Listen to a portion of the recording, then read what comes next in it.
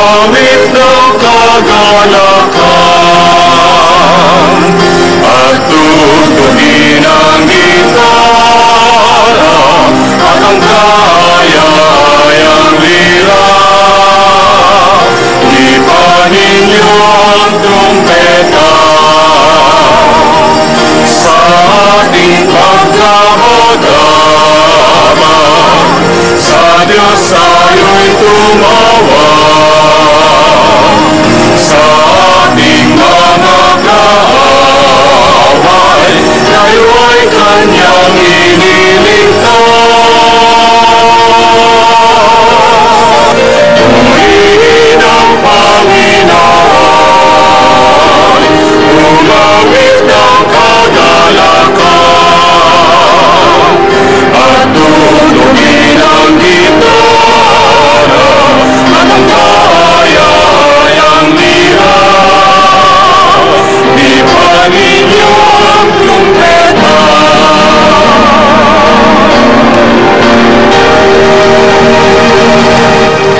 Simulan po natin ang ating pagdiriwang sa ngalan ng Ama, Anak at Espiritu Santo. Amen. Sumainyo ang Panginoon. At sumairin. Mga kapatid, aminin po natin ang ating mga kasalanan upang tayo maging marapat gumanap sa banal na pagdiriwang. Ipinadala ka upang pagalingin ang mga nagsisisi. Panginoon, kaawaan mo kami. Panginoon, kaawaan mo kami. Dumating ka para tawagin ang mga makasalanan. Kristo, kaawaan mo kami. Kristo, kaawaan mo kami. Ikaw ay naluluklok sa kanan ng Diyos Ama para mamagitan sa amin. Panginoon, kaawaan mo kami. Panginoon, kaawaan mo kami. Kaawaan tayo na makapangyarihang Diyos, patawarin tayo sa ating mga kasalanan at patnubayan tayo para sa buhay na walang hanggan. Amen. Panginoon,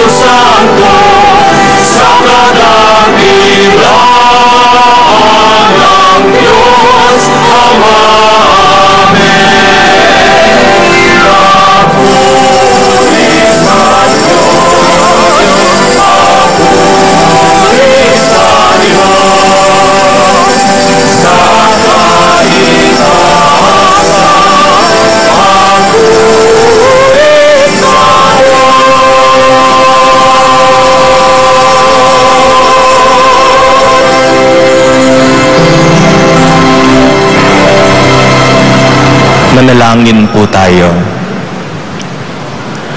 Ama naming makapangyarihan, kami iyong mga kinupkop ay niloob mong maging mga anak sa liwanag mong kaloob. Huwag mong ipahintulot na sa katiwalaan kami ay masangkot. Panatiliin mo kaming nagliliwanag sa iyong katapatang lubos na sumisikat. Sa pamamagitan ni Jesucristo kasama ng Espiritu Santo, magpa sa walang hanggan. Amen. Pagbasa mula sa aklat ng Karunungan. Ang kamatayan ay hindi likha ng Diyos. Ang pagkamatay ng alinmang may buhay ay hindi niya ikinalulugod. Ginawa niya ang bawat nilalang upang magpatuloy, at lahat ng nilalang ay mabuti at mahusay.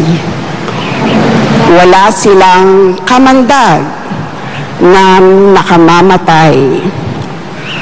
Ang kamatayan ay di naghahari sa daigdig na ito, sapagkat ang katarungan ng Diyos ay walang kamatayan.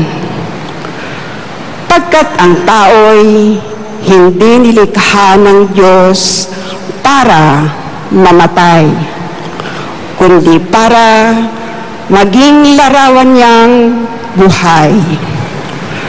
Ngunit dahil sa pakanan ng Diablo, nakapasok ang kamatayan, at ito ang kahihinatnan ng mga napaiilalim sa Kanya.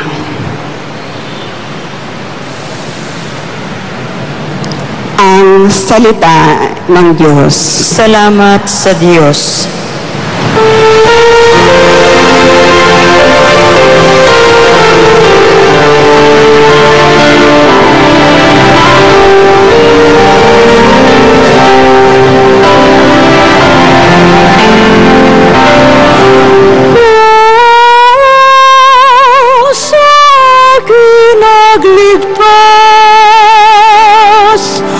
Ang dangal mo'y aking galak. Kung sa akin nagligtas, ang dangal mo'y aking galak. O Panginoon ko, sa iyong ginawa, kita'y pinupurit, ako'y iniligtas. Kaya ang kaaway ay di nakuhang matuwa't magalak. Mula sa libingang daigdig ng patay, hinango mo ako at muling binuhay. Ako nakasama nilang napabaon sa kailaliman.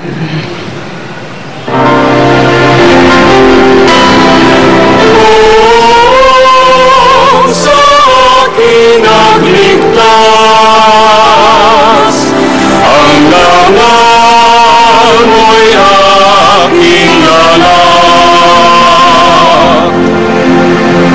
Purihin ang poon, siya ay awitan ng lahat ng tapat sa mga hinirang.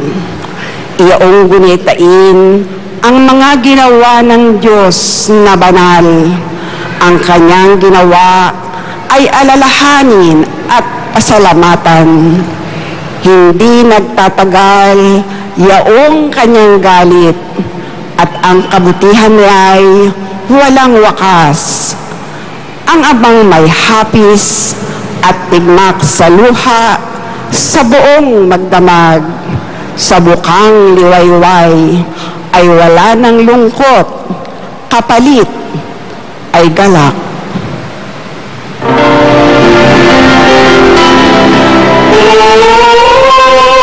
Kung sa akin nagligtas,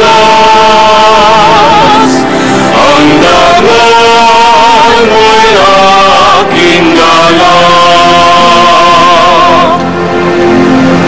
Kaya't ako'y dinggin, ikaw ay mahabag sa akin, o Poon, ako ay pakinggan. Mahabag ka, Poon, ako ay dinggin mo at iyong tulungan. Nadarama ko'y galak ng iyong hubarin ng aking panluksa. Sa pasasalamat sa iyo, o Poon, ay di magsasawa.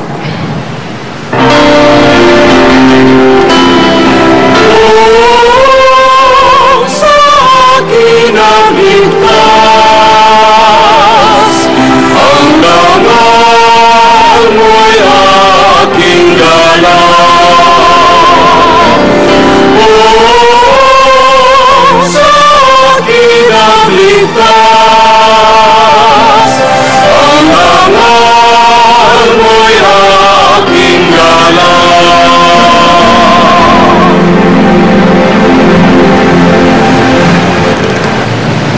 Pagbasa sa ikalawang sulat ni Apostol San Pablo sa mga taga-Korinto.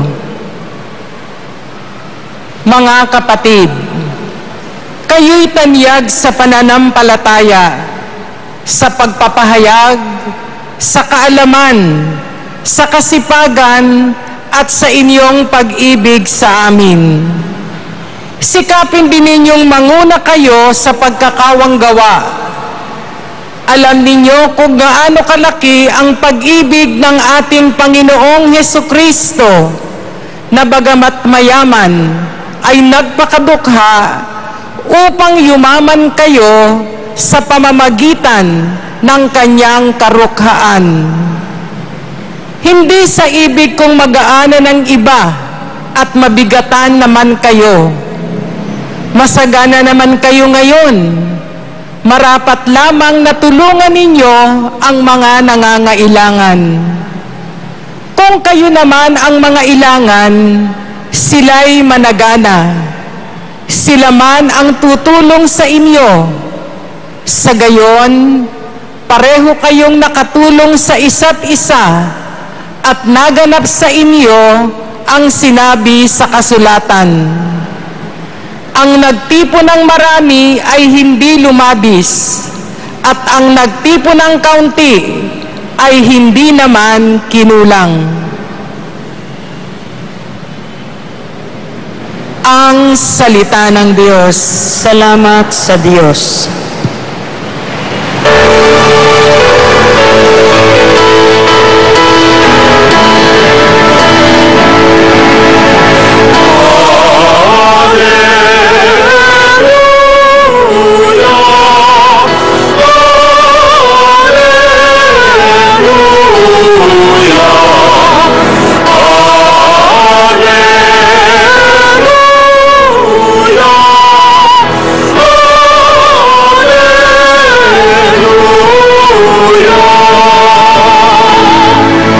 Kristo ay nagtagumpay,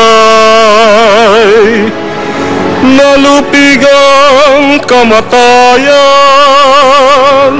nagningning ang pagkabuhay.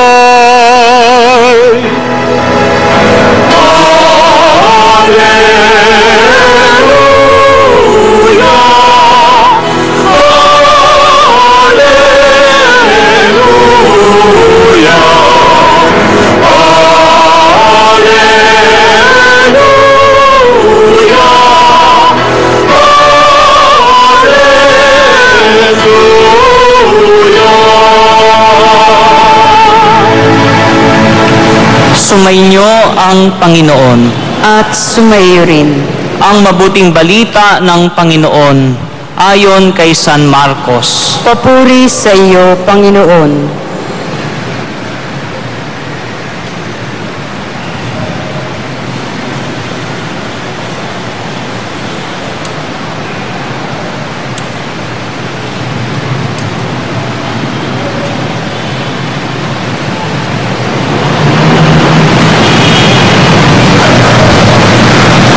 Noong panahong iyon, muling tumawid si Jesus sa ibayo ng lawa ng Galilea, nakasakay sa bangka. Nasa baybay pa siya ng lawa, ay pinagkalipumpunan na siya ng maraming tao. Dumating ang isang lalaking nagngangalang Jairo, isang tagapamahala ng sinagoga. Pagkakita kay Jesus, siya ay nagpatira pa sa kanyang paanan at ang samo, "Agaw buhay po ang anak kong dalagita. Kung maaari, sumama kayo sa akin at ipatong ninyo sa kanya ang inyong kamay, upang siya'y gumaling at mabuhay." Sumama naman si Jesus at sinundan siya ng napakaraming taong nagsisiksikan, ano pat halos maipit na siya. May isang babae roon na 18 taon nang dinudugo at lubhang nahihirapan. Marami na ang manggagamot ang tumingin sa kanya at naubos na sa kapapagamot ang kanyang ari-arian, ngunit hindi siya napabuti kahit kaunti, bagkus ay lalong lumubha. Narinig niya ang sinasabi ng mga tao tungkol kay Jesus, kaya't nakipagsiksikan siya hanggang sa makalapit sa likuran ni Jesus. At hinipo niya ang damit nito, sapagkat sinabi niya sa sarili, "Mahipo ko lang ang kanyang damit ay gagaling na ako." Biglang tumigil ang kanyang pagdurugo at naramdaman niyang magaling na siya. Naramdaman naman ni Jesus na may kapangyarihang lumabas sa kanya. Kaya't bumaling siya sa mga tao at nagtanong, "Sino ang humipo sa akin?" Sumagot ang kanyang mga alagad, "Nakikita po ninyong nagsisiksikan ang napakaraming tao. Bakit itinatanong ninyo kung sino ang humipo sa inyo?" Subalit patuloy na luminga-linga si Jesus, hinahanap ang humipo sa kanya.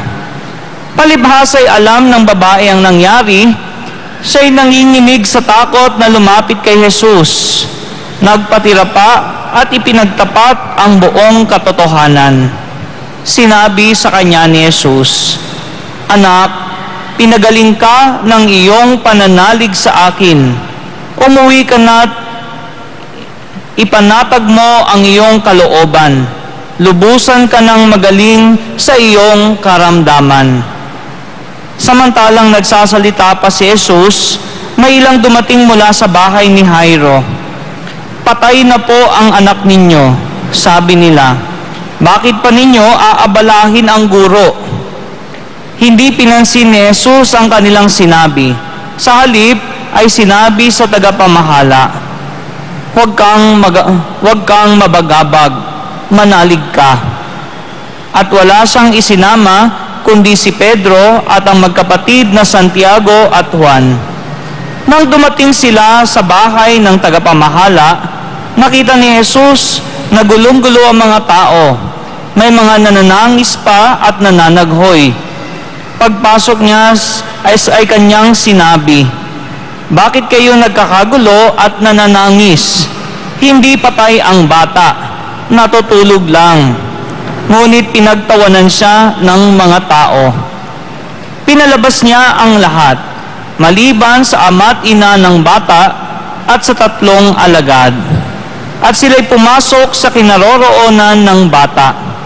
Hinawakan niya ito sa kamay at sinabi, "Talita kumi," na ang ibig sabihin, "Ineng, sinasabi ko sa iyo, magbangon ka." Pagdakay bumangon ang bata at lumakad. Siya'y 12 taon na. At namangha ang lahat. Mahigpit na ipinagbili ni Jesus na huwag ipaalam ito kanino man. At iniutos niyang bigyan ng pagkain ang bata. Ang mabuting balita ng Panginoon. Pinupuri ka namin, Panginoong Heso Kristo.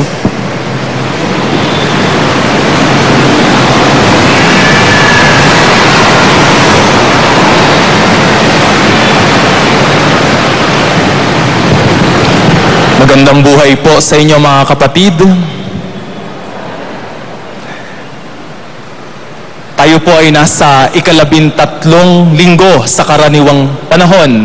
At ang ebanghelyo po nating napakinggan ay nanggaling po sa ebanghelyo ni San Marcos. Doon sa ebanghelyo ni San Marcos, mahabang ebanghelyo, natagpuan po natin at napakinggan po natin ang dalawang kwento. Magkaibang kwento. Isang babae na pinahirapan ng kanyang sakit sa loob ng 18 taon. Imagine niyo, sakit 18 taon. At ano ang kanyang sakit? Siya ay dinudugo. Tumatagas ang dugo sa kanyang sarili. At sabi ng ebanghelyo, hinanap niya na ang lahat ng paraan para siya ay gumaling. Siya ay gumasa ng pagkarami-raming salapi. At habang hinahanap niya ang sagot, lalong lumuluba ang kanyang kalagayan. Nakakaawa, bakit? Habang tumatagas ang kanyang dugo, nawawalan siya ng buhay. Papalapit siya ng papalapit sa kanyang kamatayan. Ang pangalawang kwento naman po ay yung kwento po ng anak ni Jairo. Si Jairus po, 12 taong gulang ang kanyang anak at sabi ng lahat, patay na daw ang kanyang anak. Ano ang nag-uugnay sa dalawang kwentong ito? Ay yung kwento ng pananampalataya. Kwento ng pananampalataya. Bakit? Yung babae, nung nakaharap niya si Jesucristo, ano ang sabi ng Panginoon sa kanya? Babae, napakalaki ng iyong pananampalataya. Yun yung una. Sa pangalawang kwento naman, sinabi ni Jesus kay Jairo, lakasan mo ang iyong loob, manalig ka. Kaya mga kapatid, yung dalawang kwento, yung pinagdugtong ng isang aspeto, pananampalataya. Ngayon sa atin mga kapatid, meron ba tayong pananampalataya? Sapat ba ang ating pananampalataya? Kilala ba natin ang ating sarili kung meron tayong pananampalataya? Ngayon, 3 bagay po ang pwede natin paglimian tungkol po sa pananampalataya. Ano ang pagkakakilala natin sa pananampalataya? Ano po ang basihan natin sa ating pananampalataya? Una, kinakailangan po na tanggapin mo sa iyong sarili na kailangan mo ang Diyos. Kailangan mo ang Diyos. Dahil marami sa atin, mga kapatid, kailangan lang natin ang Diyos pag medyo alanganin na ang ating sitwasyon. Kapag hindi na natin alam kung anong gagawin, doon lang natin nakikita ang pangangailangan natin sa Diyos. Doon lang tayo nagkakaroon ng pananampalataya. Mga kapatid, kinakailangang intindihin natin ang ating kalagayan at makikita natin ang ating pangangailangan sa Diyos. Meron po ako isang kaibigan. Siya po ay nagpa-check sa doktor at sabi ng doktor, nanay, kayo po ay mayroong cancer. Stage 3 po ang inyong cancer. At ang babaeng ito, sabi niya, wala! Malakas ako, masigla ako. Paano ako magkaka-cancer? She was in the stage of denial. Pero ang kanyang mga anak hindi pumapayag. Sabi ng mga anak niya, nanay, kung gusto niyo po magkaroon po tayo ng second opinion. Punta sila sa isang doktor, nagpa-check na naman, at sabi ng doktor, nanay, kayo po ay mayroong stage 3 cancer. At sabi ng nanay, hindi ako naniniwalang meron akong sakit. Yung babaeng yon in the stage of denial. Ayaw niyang tanggapin dahil hindi siya naniniwala. At sabi ng anak, nanay, para talagang ma-confirm kung meron po kayong cancer, magpa-check po ulit tayo. Pumayag yung nanay, pumunta sa isang doktor at nagpa-check. Sabi ng doktor sa kanya, nanay, mali po na meron kayong stage 3 cancer. Sabi ng nanay, sabi ko sa inyo wala akong cancer. Sabi ng doktor sa kanya, nanay, stage 4 na po ang inyong cancer. Yung nanay na yon, hindi siya nagpapagamot dahil hindi niya naiintindihan ang kanyang pangangailangan para magpagamot. Mga kapatid, intindihin natin ang ating sarili. Kailangan natin ang Diyos.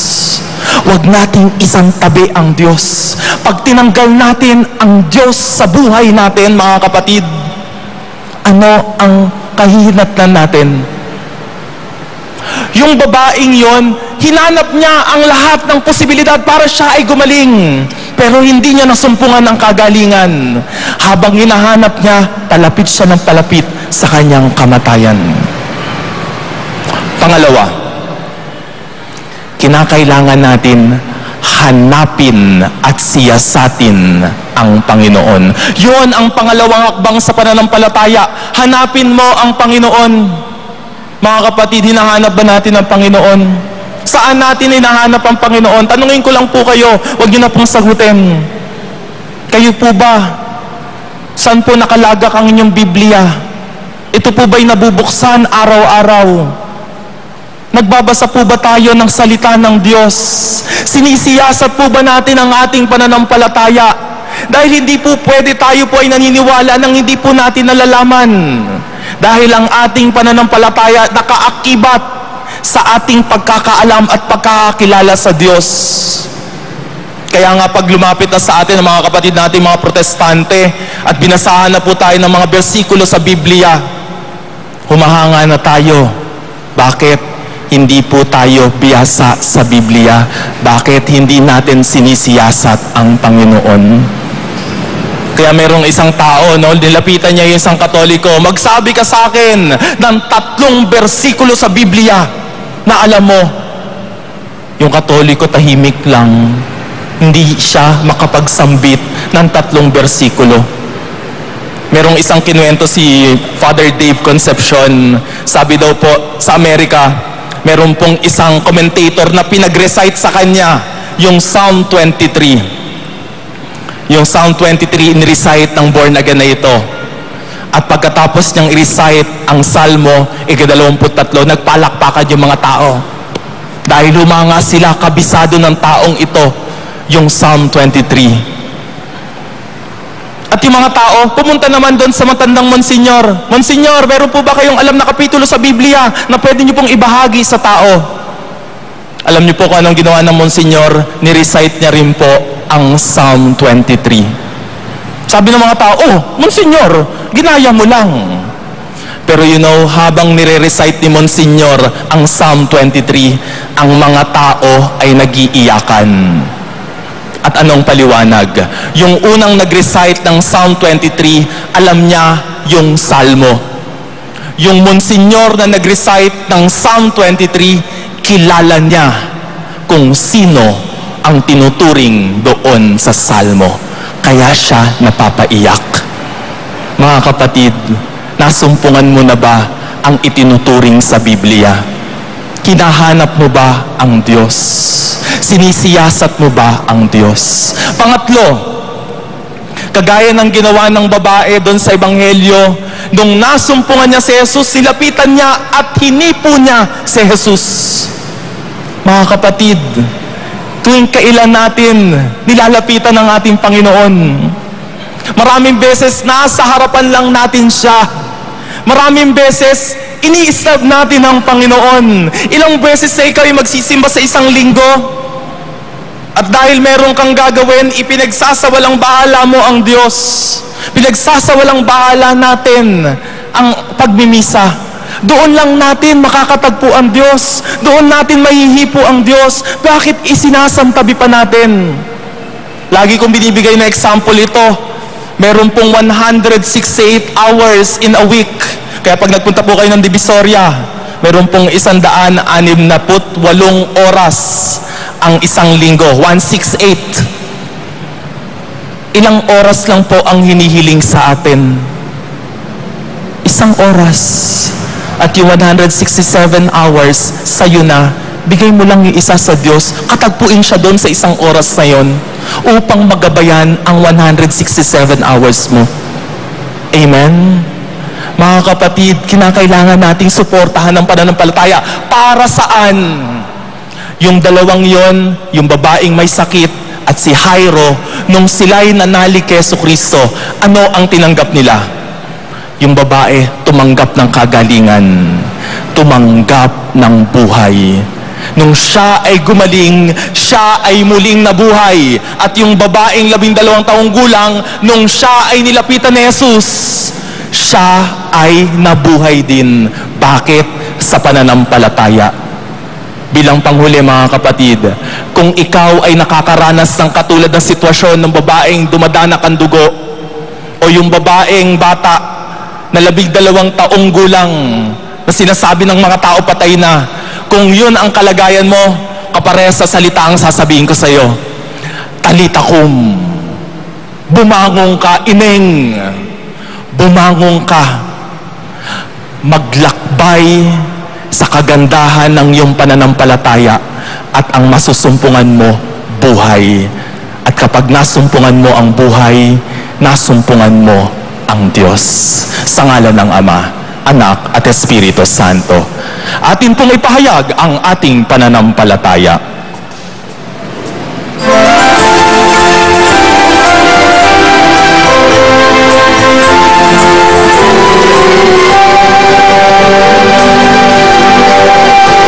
Sumasampalataya ako sa Diyos, Amang makapangyarihan.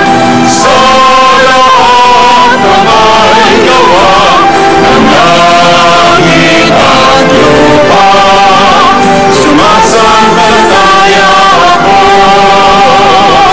kay Jesucristo, isang anak ng Diyos, Panginoon nating lahat.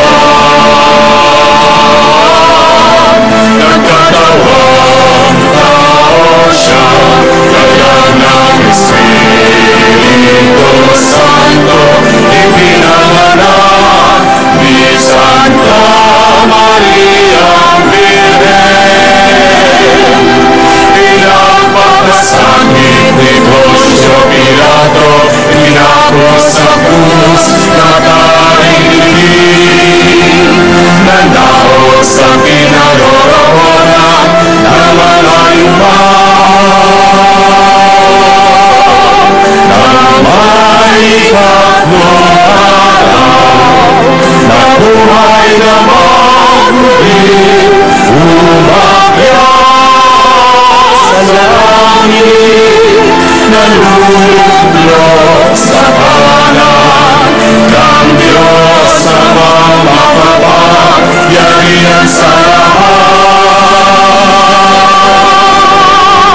Noon magmumula paririto at hukom sa namamumuhay at namamatay na tao.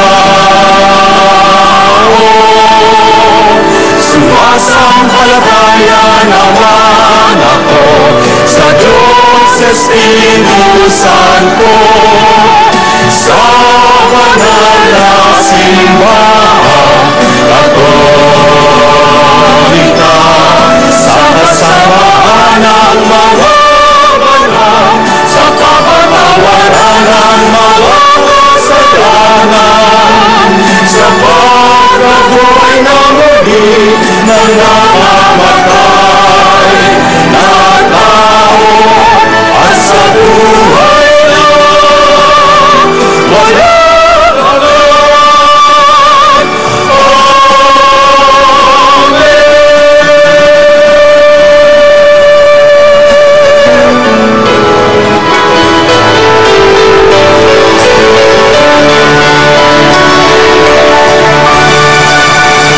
Minamahal kong mga kapatid, manalangin tayo ng buong pananalig kay Kristong nagpapagaling ng mga may sakit at bumubuhay ng mga patay. Ang ating itutugon po sabay-sabay, malakas na tugon po.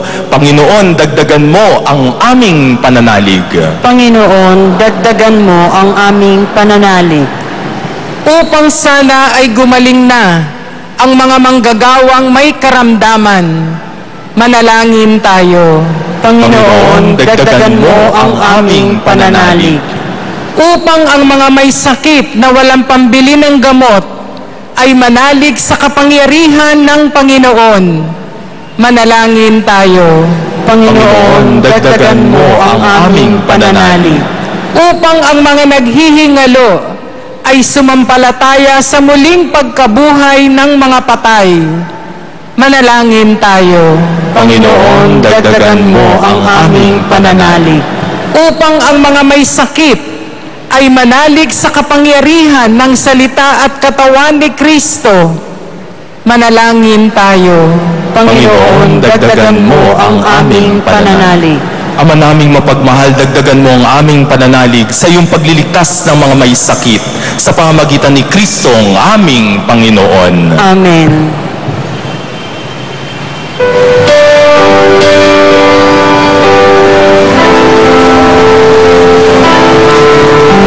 O Diyos, awang di mabilang, tanggapin mo yaring aming alay. Gawin ito bilang tanda ng aming kaligtasan.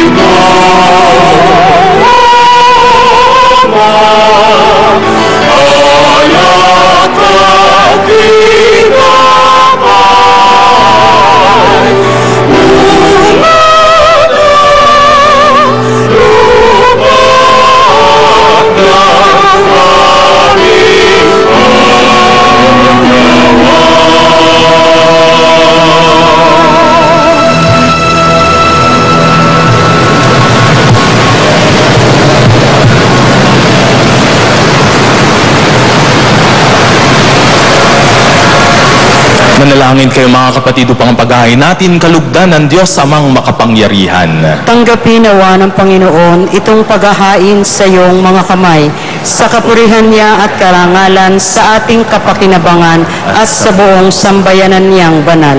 Ama naming lumikha, kami yung pinagindapat gumanap sa pagdiriwang ng paghahain ng iyong pagliligtas. Ipagkaloob mong ang aming paglilingkod sa iyo ay gawing kalugod-lugod ng mga alay na ito sa pamamagitan ni Jesucristo kasama ng Espiritu Santo magpa sa walang hanggan. Amen. Sumainyo ang Panginoon. At sumairin. Itaas sa Diyos ang inyong puso at diwa. Itinaas na namin sa Panginoon. Pasalamatan natin ang Panginoong ating Diyos. Marapat na siya ay pasalamatan. Ama naming makapangyarihan, tunay ngang marapat na ikaw ay aming pasalamatan sa pamamagitan ni Jesucristo na aming Panginoon. Lubang nabagbag ang kanyang loob sa pagkakamali ng tao sa sansinukob, kaya't minabuti niyang siya'y ipanganak ng birhing bukod mong pinagpala sa babaeng lahat. Sa labi ng imbing kamatayan kami ay inagaw ng namatay mong anak. Sa pagkabuhay niya kami kanyang binuhay upang kaugnay namin sa iyo'y huwag magwakas. Kaya kaisa ng mga anghel na nagsisiawit ang papuri sa iyo nang walang humpay sa kalangitan, kami nagbubunyi sa iyong kadakilaan.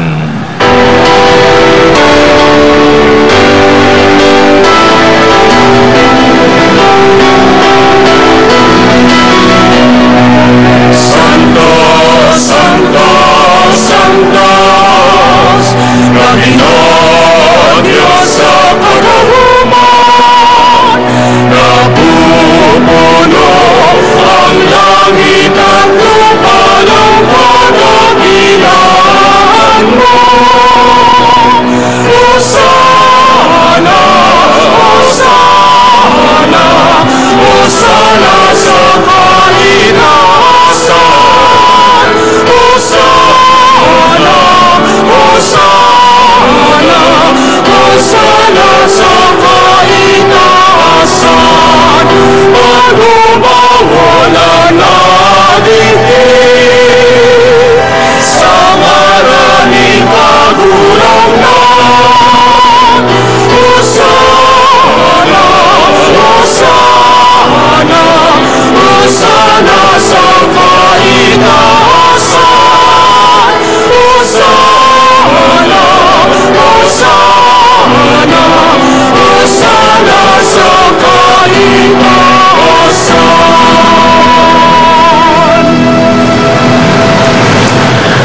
naming banal, ikaw ang bukal ng tanang kabanalan. Kaya't sa pamamagitan ng iyong Espiritu, gawin mong banal ang mga kaloob na ito upang para sa amin maging katawan at dugo ng aming Panginoong Jesucristo. Bago niya pinagtiis ang kusang loob na maging handog, hinawakan niya ang tinapay. Pinasalamatan kanya. Pinaghati-hati niya yon, iniabot sa kanyang mga alagad at sinabi, "Tanggapin niyo lahat ito at kanin. Ito ang aking katawan na ihahandog para sa inyo."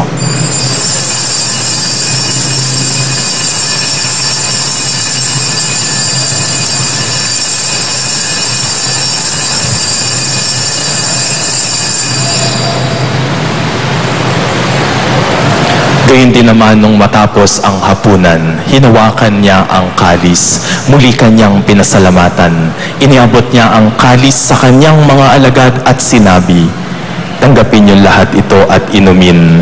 Ito ang kalis ng aking dugo, ng bago at walang hanggang tipan. Ang aking dugo na ibubuhos para sa inyo at para sa lahat, sa ikapagpapatawad ng mga kasalanan. Gawin niyo ito sa pag-alala sa akin."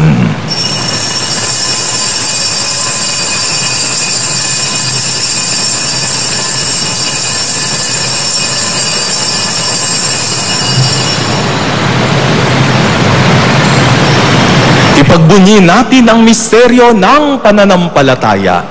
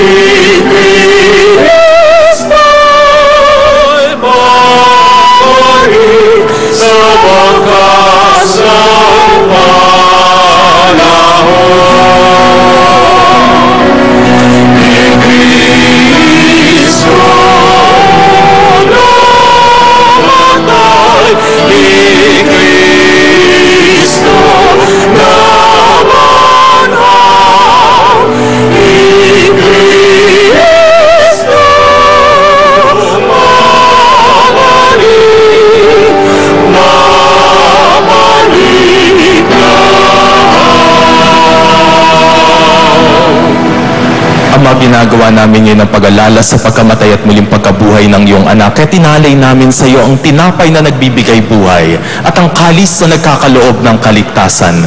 Kami nagpapasalamat dahil kami yung minarapat at tumayo sa harap mo para maglingkod sa iyo.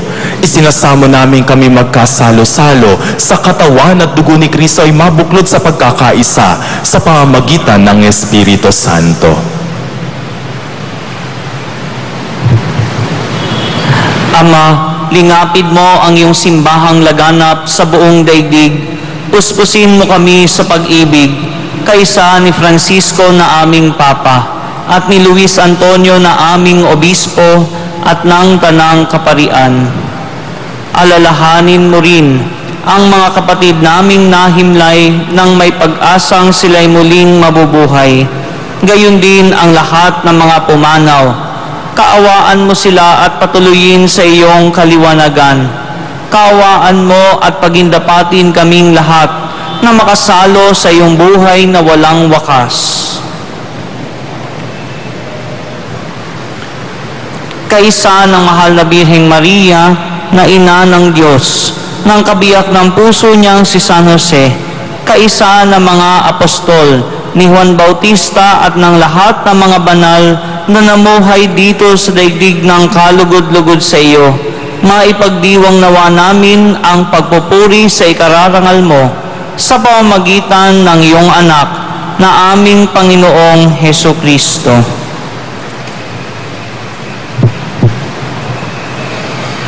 Sa pamamagitan ni Kristo, kasama niya at sa Kanya, ang lahat ng parangal at papuri ay sa iyo, Diyos Ama, ang makapangyarihan kasama ng Espiritu Santo magpasawalang hanggan.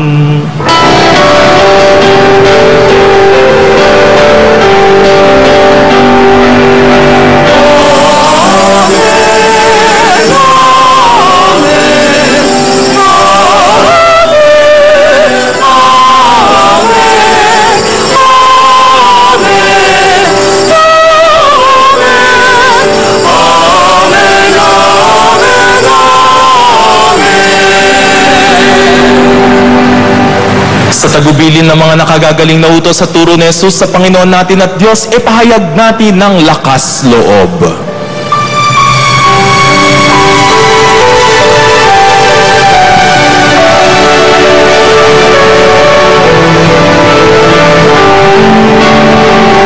Sabay-sabay po.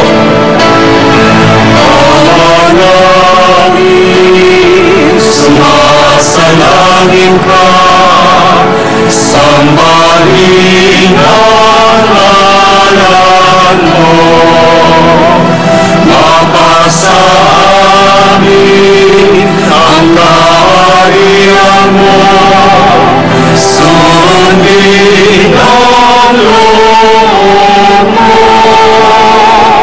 dito sa lupa para ng sa langit, bigyan mo po kami ngayon ng aming kakanin sa araw-araw at patawarin mo kami sa aming mga sala. Pagpapatawad namin sa nagkakasala sa amin, at huwag mo kaming ipahintulot sa tukso, at iagyan mo kami sa lahat ng masama. Hiniling namin kami adya sa lahat ng masama, pagkalooban ng kapayapaan araw-araw, iligtas sa kasalanan at ilayo sa lahat ng kapahamakan. Samantalang aming pinananabikan ng dakilang pagpapahayag ng tagapagligtas naming si Jesucristo. Sapagkat iyo ang kaharian at ang kapangyarihan at ang kapurihan magpakailanman. Amen. Panginoong Jesucristo, sinabi mo sa iyong mga apostol, kapayapaan ang iniiwan ko sa inyo, ang aking kapayapaan ang binibigay ko sa inyo. Tunghayan mo ang aming pananampalataya at huwag ang aming mga pagkakasala. Pagkalooban mo kami ng kapayapaan at pagkakaisa ayon sa iyong kalooban, kasama ng Espiritu Santo, magpa sa walang hanggan. Amen. Ang kapayapaan ng Panginoon ay laging sumainyo. At sumayo Mga rin. kapatid, magbigayan po tayo at maghangad ng kapayapaan sa isa't isa. Peace be with you po. Kapayapaan po sa inyong lahat.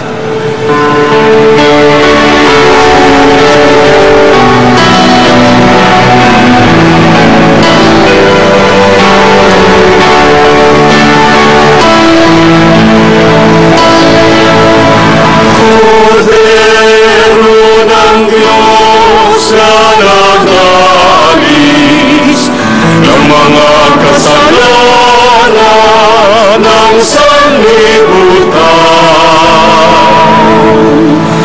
maawa ka sa amin. Kordero sa Diyos na nanawag sa mga sala sa kalibutan, kayo'y kami. Agnus Dei qui tollis peccata mundi, Dona nobis pacem, dona nobis pacem, dona nobis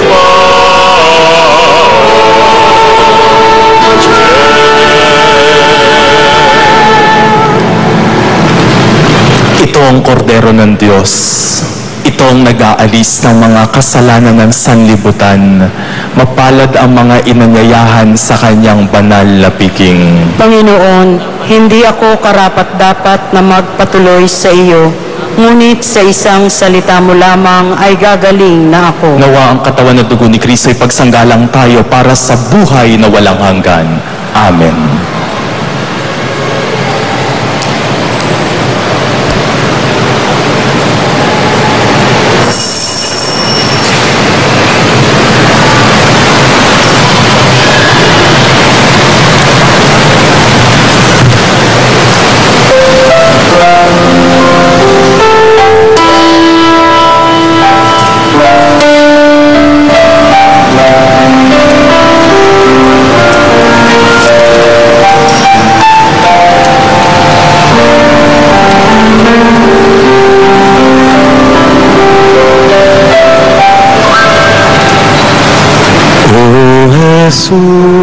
Jesus, ilumin mo aking sugatan puso ng aking mahango. Kapwa kong kasing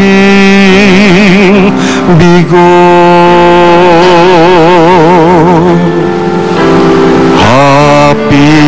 hapis at bait, iyong patamisin at hagkan ang sakit ng magningasang rikit.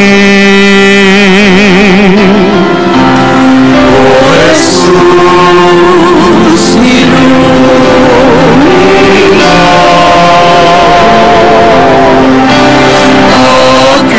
aking sugatan puso ng aking mahango. Kapwa ko kasing bigo,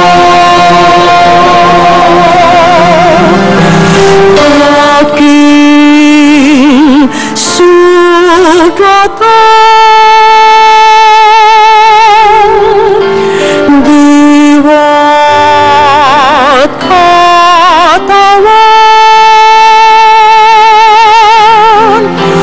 ay galing daan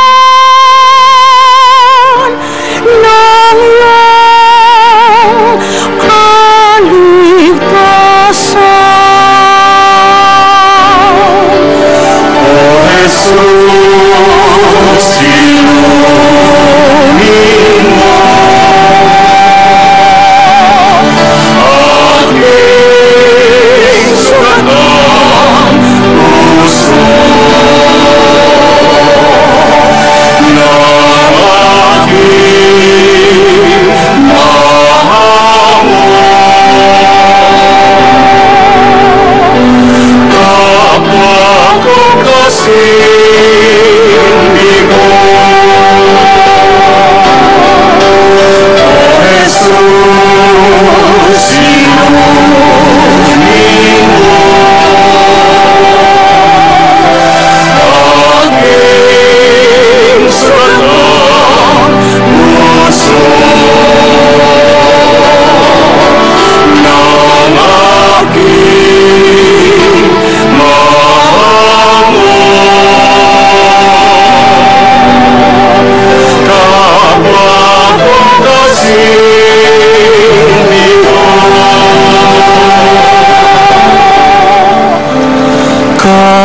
kapwa kong kasing bigo.